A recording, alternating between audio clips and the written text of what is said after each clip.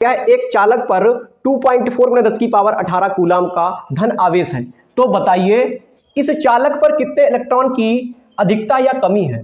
ठीक है दोस्तों, क्या कह रहा है यहां पर, एक चालक पर 2.4 × 10⁻18 कूलाम का धन आवेश है। कैसा आवेश है? धन आवेश। आवेश को हम लोग क्यू से लिखते हैं, ठीक है, तो क्यू का मान दिया गया 2.4 × 10⁻18 कूलाम दिया गया। और कैसा आवेश है? धन आवेश है, यानी आवेश कैसा है?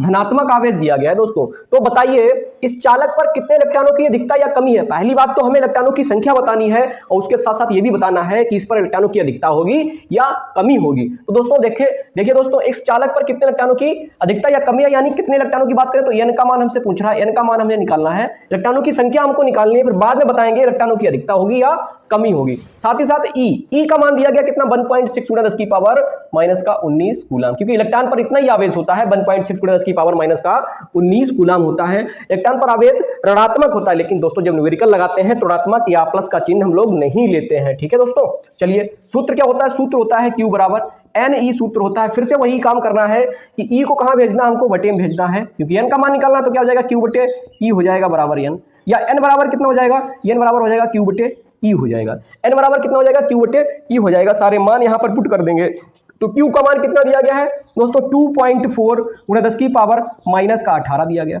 और बटे E का मान कितना है, 1.6 × 10⁻⁻19 दिया गया।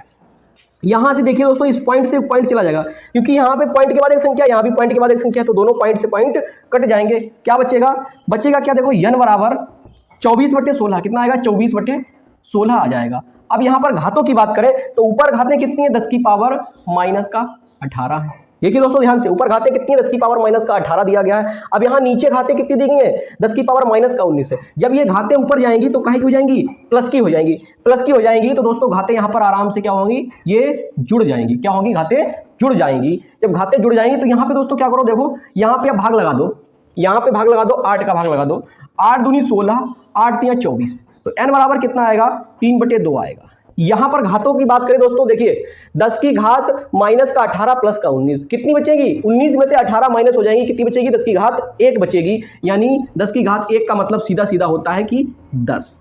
अब यहां पे देखो दोस्तों, यहां पे भाग लगा दो, 2 × 1 = 2, 2 × 5 = 10, तो n बराबर कितना आएगा, 3 × 5 कितना आएगा, 3 × 5, 3 × 5 का मतलब क्या होता है, 3 × 5 = 15, यानी यहां पर इलेक्ट्रॉन कितने हैं, 15 इलेक्ट्रॉन है। बट ये बताना है कि इलेक्ट्रॉन की अधिकता है या कमी है। देखिए दोस्तों, यहां पे सवाल में साफ साफ ऊपर दिया गया है, एक चालक पर 2.4 × 10⁻⁻18 कूलाम का धन आवेश है।